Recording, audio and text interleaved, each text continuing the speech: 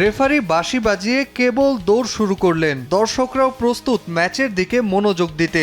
ঘড়ির কাঁটায় ম্যাচ শুরুর মাত্র ৩১ সেকেন্ড। কোল পালামারের চমৎকার এক পাসে গোল করে ইতিহাসে নাম লেখালেন জোয়াও পেদ্রো।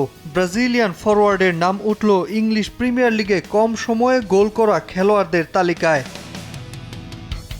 2022-23 মৌসুমের পর চেলসি লিগ মিশন শুরু করল জয় দিয়ে। তবে ক্রাভেন কটেজে ফুলহ্যামের বিপক্ষে ৩-২ গোলের জয়টি মোটেও স্বস্তির ছিল না।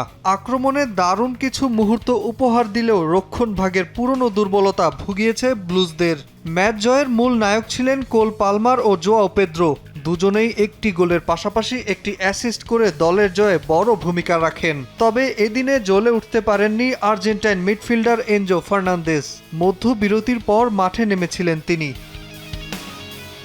বিশ্বকাপের স্কোয়াডে জায়গা না পাওয়া ব্রাজিলিয়ান ফরওয়ার্ড পেদ্রো চেলসির হয়ে ৯ নম্বর জার্সিতে মাঠে নামেন। তার গোলের পর ফুলহ্যামের জশ কিং ২৩ মিনিটেই সমতায় ফেরান ম্যাচে। পরে আক্রমণের ধারও বাড়ায় চেলসি।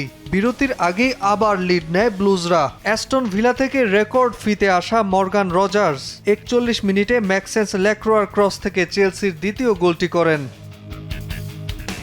বিরতির ঠিক পরেই ৪৯ মিনিটে পেদ্রোর বাড়িয়ে দেওয়া পাস থেকে দারুণ এক গোল করেন পালমার। তবে ফুলহ্যাম তখনও দমে যায়নি। ৫৪ মিনিটে গনসালো গার্সিয়া গোল করে ব্যবধান ৩-২ গোলে নামিয়ে আনলেও শেষ পর্যন্ত জয় নিয়ে মাঠ ছাড়ে চেলসি। তবে সাবি আলোনসোর আক্রমণ ভাগ, পেদ্রো, রজার্স এবং পালমারের কম্বিনেশনে চেলসি দারুণ সূচনা পেলেও গোলরক্ষক রবার্ট সানচেজের পারফরম্যান্স এবং রক্ষণের কিছু ভুলের কারণে দুশ্চিন্তায় থাকবে ক্লাবটি।